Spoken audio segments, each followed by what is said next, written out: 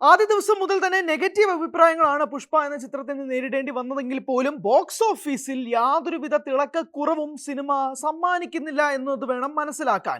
മൈത്രി movie makers എന്ന production company പുറത്തുവിട്ട 4-ാം ദിവസത്തെ കണക്ക് പ്രകാരം, അതായത് ലോകമെമ്പാടും 4 ദിവസങ്ങളിൽ നിന്നും ചിത്രം കളക്ട് ചെയ്ത തുക 829 കോടി രൂപയാണ്. അതായത് ഈ സമയത്ത് 4 ദിവസങ്ങളിൽ, തുടക്കത്തെ 4 ദിവസങ്ങളിൽ ഒരു തെലുങ്ക് സിനിമ നേടുന്ന ഏറ്റവും വലിയ തുക എന്ന റെക്കോർഡും കൂടിയാണ് പുഷ്പ 2 ഇതിലൂടെ സൃഷ്ടിക്കപ്പെടുന്നത്.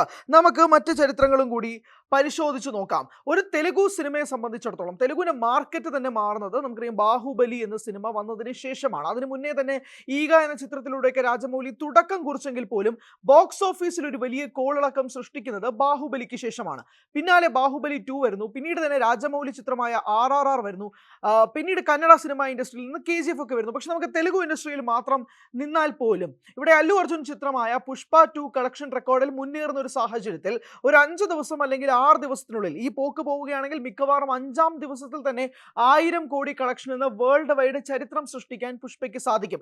ഈ ഒരു കളക്ഷൻ സൃഷ്ടിക്കപ്പെടാനുള്ള സാധ്യതകൾക്ക് മുൻപേ തെലുഗു സിനിമ നടത്തിയ ചരിത്രങ്ങൾ നമുക്കൊന്ന് പരിശോധിക്കാം. അതിൽ ഏറ്റവും കൂടുതൽ ബോക്സ് ഓഫീസ് തുക നിൽക്കുന്ന ഏത് സിനിമകളാണ് ആദ്യത്തെ 3 പൊസിഷനിൽ എന്ന് നമുക്ക് നോക്കാം. പ്രധാനമായും ആദ്യത്തെ ചിത്രം ബാഹുബലി 2 ആണ്. ബാഹുബലി എന്ന ചിത്രത്തിന്റെ കോളിളക്കത്തിന് ശേഷം 2-ാം ഭാഗത്തിന് വേണ്ടിയിട്ടുള്ള ആരാധകരുടെ കാത്തിരിപ്പ് ഭീകരമായിരുന്നു. 2-ാം ഭാഗം അതുപോലെ തന്നെ ബാഹുബലിയോടൊപ്പം തന്നെ ചേർത്ത് വെക്കാൻ പറ്റുന്ന മികച്ച 2-ാം ഭാഗമായി മാറിയപ്പോൾ പ്രേക്ഷകർ തിയേറ്ററിൽ നിന്ന് തന്നെ അത് കാണാൻ കോളിളക്കം സൃഷ്ടിച്ച് കാണാൻ ഒരുപാട് പേരാണ് എത്തിയത്. അത് തന്നെ കളക്ഷനിലും മാറ്റങ്ങൾ സൃഷ്ടിക്കുകയും ചെയ്തു. കൃത്യമായ കണക്കുകൾ സൂചിപ്പിക്കുകയാണെങ്കിൽ ലോകമെമ്പാടും ബാഹുബലി 2 എന്ന ചിത്രം നേടിയത് 1788 കോടി രൂപയാണ്. നമുക്ക് ദങ്കലായോ സുൽത്താനായോ അങ്ങനെ തുടങ്ങി ഹിന്ദി ചിത്രങ്ങൾ സൃഷ്ടിച്ചിരുന്ന ഓണങ്ങൾ, അതിൽ ബോക്സ് ഓഫീസ് കളക്ഷനുകൾ സൃഷ്ടിച്ചിരുന്നത് പോലെ തന്നെ തെലുഗു ഇൻഡസ്ട്രിക്ക് ഇന്ത്യൻ സിനിമ രംഗത്ത് തന്നെ ഒരു അഭിമാനമായി മാറുന്ന ഒരു ചിത്രമായി ബാഹുബലി 2 മാറുകയും ചെയ്തു. ബാഹുബലി 2 റിലീസായി വർഷങ്ങൾ പിന്നിട്ടിട്ട് പോലും ആ റെക്കോർഡ് തൊടാൻ മറ്റൊരു തെലുഗു സിനിമയ്ക്കും സാധിച്ചിട്ടില്ല. പിന്നീട് ബാഹുബലി 2-ലുള്ള ടിക്കറ്റ് റേറ്റ് ഒന്നുമല്ല ഇപ്പോഴുള്ളത്. പിന്നാലെ ടിക്കറ്റ് റേറ്റുകളൊക്കെ വർദ്ധിച്ചിട്ട് പോലും ബാഹുബലി 2-ന്റെ കളക്ഷൻ റെക്കോർഡുമായി ഏകദേശം 500 കോടിയോളം രൂപ വ്യത്യാസമുണ്ട് മറ്റൊരു തെലുഗു ചിത്രത്തിന്. അപ്പോൾ ഈ ടിക്കറ്റ് റേറ്റ് ഒക്കെ കൂടിയിട്ട് പോലും ബാഹുബലി 2 തിയേറ്റേഴ്സിൽ ഉണ്ടാക്കിയ ഓളം നിസ്സാരമല്ല എന്നുകൂടി സൂചിപ്പിക്കട്ടെ. 2-ാം ചിത്രം ലിസ്റ്റിൽ 2-ാമതായി നിൽക്കുന്നത് ബാഹുബലി 2 എന്ന ചിത്രത്തിന് ശേഷം രാജമൗലി തന്നെ സംവിധാനം ചെയ്ത RRR എന്ന ചിത്രമാണ്. 1230 കോടി രൂപയാണ് ലോകമെമ്പാടും ആ ചിത്രം നേടിയെടുത്തത്. അതാണ് ഞാൻ സൂചിപ്പിച്ചത്, 500 കോടിയോളം വ്യത്യാസം ബാഹുബലി 2-ഉം RRR-ഉം തമ്മിലുള്ള ബോക്സ് ഓഫീസ് കളക്ഷനിൽ നിന്നും നമുക്ക് ലഭിക്കുന്നുണ്ട്. 3-ാം ചിത്രമാണ് കൽക്കി. നാഗ് അശ്വിൻ സംവിധാനം ചെയ്ത് 2024 തന്നെ റിലീസായ ഒരു ബ്രഹ്മാണ്ഡ സ്റ്റാർ കാസ്റ്റ് ഉള്ള ചിത്രം. പ്രഭാസ് നായകനാകുന്നു, ദീപിക പത്തുകോൺ, അമിതാഭ് ബച്ചൻ തുടങ്ങി വമ്പൻ താരനിര സിനിമയിലെത്തുന്നു, കമൽഹാസൻ ക്യാമിയോ റോളിൽ വരുന്നു. ആ കൽക്കി 2898 AD എന്ന ചിത്രം ലോകമെമ്പാടും നേടിയത് 1042 കോടി രൂപയാണ്. ഇത് തന്നെയാണ്, ഈ 3 ചിത്രങ്ങളാണ് തെലുഗു ഇൻഡസ്ട്രിയിൽ ഇതുവരെ 1000 ക്രോർ ക്രോസ് ചെയ്ത 3 ചിത്രങ്ങൾ. അതിലേക്കാണ് ഇപ്പോൾ പുഷ്പ 2 വാതിൽ തുറക്കാനായി പോകുന്നത്. 829 കോടി രൂപയാണ് 4 ദിവസം കൊണ്ട് സൃഷ്ടിക്കപ്പെട്ടത്. ഇതെല്ലാം നേരത്തെ സൂചിപ്പിച്ചതുപോലെ ബാഹുബലി 2, RRR, കൽക്കി തുടങ്ങിയ ചിത്രങ്ങളൊക്കെ തിയേറ്ററിൽ നിന്ന് മൊത്തമായി നേടിയ കളക്ഷനാണ്. അതായത് അതിന്റെ ഹോൾ റണ്ണിൽ നിന്നും നേടിയ കളക്ഷൻ ആണെങ്കിൽ പുഷ്പ നിസ്സാരമായി തന്നെ ഈ പോക്ക് പോവുകയാണെങ്കിൽ തീർച്ചയായും ഈ റെക്കോർഡുകളൊക്കെ സൃഷ്ടിക്കപ്പെടാൻ തിരുത്തി കുറിക്കാനും സാധ്യതകളുണ്ട്. പ്രത്യേകിച്ച് ബാഹുബലി 2-യുടെ റെക്കോർഡും തകർക്കപ്പെടാനൊരു സാധ്യത. അങ്ങനെയാണെങ്കിൽ അതൊരു ചരിത്രമാണ്, ഇന്ത്യൻ സിനിമാ ഇൻഡസ്ട്രിയിൽ തന്നെ ഒരു ചരിത്രമായി മാറും. തെലുഗു ഇൻഡസ്ട്രി എങ്ങനെയാണോ മാറ്റിമറിക്കാൻ പോകുന്നത്, ബാഹുബലിക്ക് ശേഷം ബോളിവുഡ് സിനിമ എന്ന പ്രശംസ അല്ലെങ്കിൽ ബോളിവുഡ് സിനിമ എന്ന ടാഗ് ലൈൻ തന്നെ ഇന്ത്യൻ സിനിമ എന്ന് മാറി. പണ്ടൊക്കെ ലോകമെമ്പാടുമുള്ള സിനിമാ പ്രേക്ഷകർക്ക് മുന്നിൽ ഇന്ത്യൻ സിനിമ എന്ന് പറഞ്ഞിരുന്നത് ബോളിവുഡ് സിനിമയാണ്. 2014 ബാഹുബലിയുടെ വരവോടുകൂടിയാണ് ആ കാര്യങ്ങളൊക്കെ മാറ്റിമറിക്കപ്പെടുന്നത്. പിന്നാലെ വന്ന സിനിമകളൊക്കെ തന്നെ അതനുസരിച്ച് ബഡ്ജറ്റ് കൂടുകയും തിയേറ്റേഴ്സിലെ ടിക്കറ്റ് റേറ്റും കൂടുന്നതനുസരിച്ച് തെലുഗു ഇൻഡസ്ട്രി വീണ്ടും വലുതാകാൻ തുടങ്ങി. അതിന്റെ ഏറ്റവും പുതിയ ഉദാഹരണമാണ് പുഷ്പ 2 സൃഷ്ടിക്കപ്പെടുന്നത്.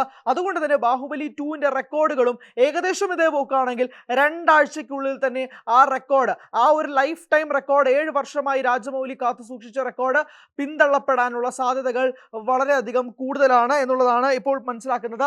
ആദ്യത്തെ ദിവസം എടുത്തു സൂചിപ്പിക്കട്ടെ, ഈ നമ്മൾ നേരത്തെ സംസാരിച്ച 3 സിനിമകൾ ബാഹുബലി 2, നേരത്തെ പറഞ്ഞ പോലെ കൽക്കി, അതോടൊപ്പം തന്നെ സൂചിപ്പിച്ച മറ്റൊരു ചിത്രമായ RRR, ഈ 3 ചിത്രങ്ങൾക്കും ആദ്യ ദിവസം അതിഗംഭീര റെസ്പോൺസ് ആയിരുന്നു.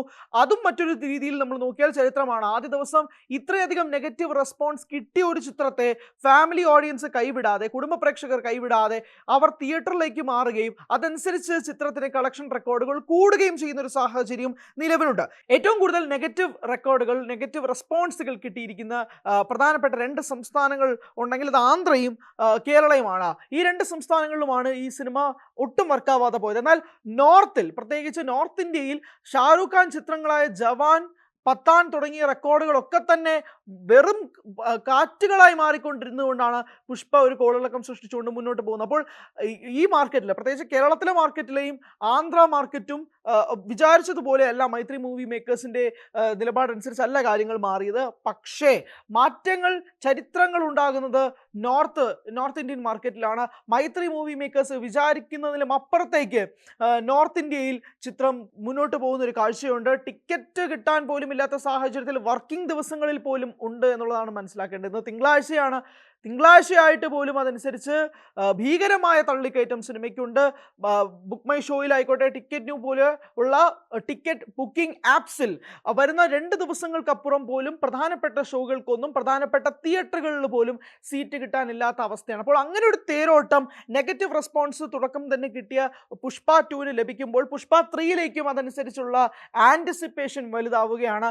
എങ്ങനെയായിരിക്കാം സുകുമാർ അത് സ്കെയിൽ ചെയ്തെടുക്കുക എന്നുള്ളത് സംബന്ധിച്ചും നോക്കി കാണേണ്ടതുണ്ട്.